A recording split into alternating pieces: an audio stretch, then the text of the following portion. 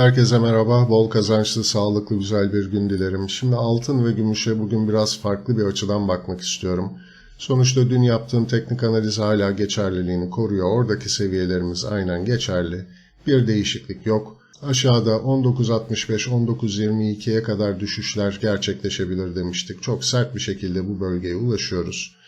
Hafta kapanışı bu şekilde olacak olursa, yani dipten kapatırsa, bu satışların bir miktar daha derinleşme ihtimali gündeme gelecek. Dolayısıyla 19.22'nin kırılıp şu aşağıda gene dün verdiğim seviye %61.8 16.72'den geçen ve 17.31-16.67 bölgesini de destek olarak geçmişten belirleyebildiğimiz alana kadar da satışlar derinleşebilir. Fakat şimdi bugünkü konumuz aslında bu değil. Yani teknik analiz yapmayacağız. Bugün 2020'de pandemi başladığı dönemde altın ve gümüşte yaşadığımız sert bir düşüş süreci vardı.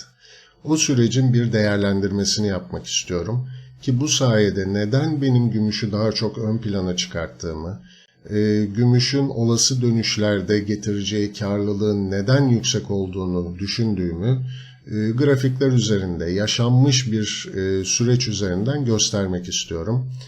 Bunu da 2020'deki bu pandemi sürecinin başına gideceğiz ve Şubat ayında yaşanan şu düşüş sürecini bir değerlendireceğiz. Gümüş 18.95'ten bu pandemi sürecinde bir satış yaşadı. Çok sert bir düşüş gelmişti.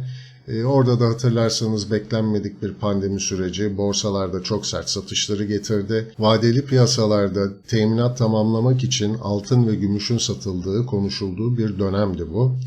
Ve gümüşte bu süreçte yaklaşık %39'luk bir düşüş gördü. Gümüş bu süreçte %39 düşerken altına dönüp baktığımızda altın da aynı dönemde tepe noktasından %14'lük bir satışla karşılaştı. Şimdi %14.8, %15 diyelim buna da. Yani sadece bu düşüş sürecini değerlendirdiğimiz zaman aslında gümüşten uzak durmamız gerektiğini düşünürüz.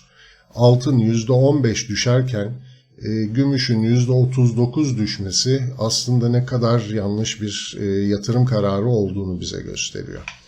Fakat sonrasında buradan bakın bir yükseliş süreci tekrar başladığında gümüş düşüşe başladığı yerden başlattığı yükselişe baktığımızda da %58'lik bir yükseliş görüyoruz. Yani pandemi sürecindeki tepe noktasından yaşanan yükseliş %58'lik bir getiri sağlıyor. Altına dönüp baktığımız zaman ise pandemi sürecindeki bu satışların başladığı tepe noktasından baktığımızda sadece %22'lik bir getiriye sahip. Bunu hatta şu yükselişin oranına da bir bakalım. Şu dip noktasından altının gördüğü tepe noktaya baktığımızda sadece %43'lük bir getiri sağladığını görüyoruz. Oysa gümüşe dönüp baktığımızda şu dip noktasından gene yükseldiği o maksimum seviyeye dönüp baktığımızda ki bu da 30 dolar seviyesi %158'lik bir artış görüyoruz gümüşte. Kısacası şunu söyleyebiliyorum. Evet, düşüşlerde gümüş bizi biraz fazla üzer. Satışlar daha sert gelir. Fakat yükselişlerde ise altınla kıyaslanmayacak kadar yüksek getiriler sağlar gümüş. Bu nedenle de ben kanalda uzun zamandır gümüşü hep ön plana çıkartıyorum. Çünkü burada da yaşayacağımız olası bir dönüşte gene benzer getirileri bize sağlayacağını düşünüyorum gümüşün. O nedenle evet, altın da çok önemli getiriler sağlayacak. Altın yatırımı da yapmak lazım. Asla sadece gümüşe yönelelim demiyorum. Emtialar için ayırdığımız portföyümüzün önemli bir kısmının ben gümüşte olmasının daha doğru olduğunu düşünüyorum kendi adıma. Tabii herkesin kendi kararı olacaktır. Ancak geçmişe baktığımızda ve şu ölçümlerimizi yaptığımızda gümüşün getirisinin çok daha yüksek olacağı çok açık net ortada.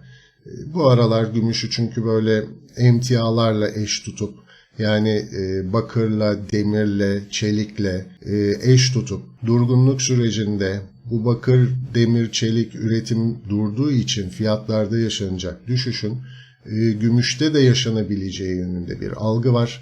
Ben bu algıya gene katılmıyorum. Gümüş mutlaka altınla birlikte yükselişini gerçekleştirecektir. Sonuçta bu insanlık tarihi boyunca var olan bir düzen aslında.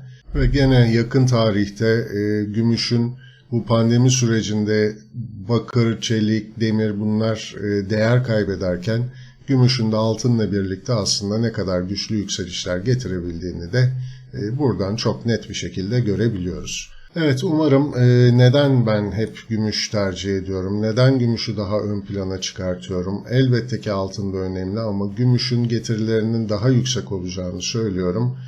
Umarım bunu anlatabilmişimdir. Çok yakın bir zamanda da yaşadığımız birebir bir pandemi sürecini anlatarak örneklendirebildiğimi de umuyorum. Evet, bugünlük de bu kadar diyelim altın ve gümüşten. Dediğim gibi dünkü yaptığım analiz birebir geçerlidir. Kaçıranlar varsa, yeni kanalla tanışanlar varsa dünkü gümüş analizimi de altın analizimi de kanalda ulaşabilirler. Ve bugünlük de bu kadar diyelim. Tekrar görüşmek üzere, hoşça kalın.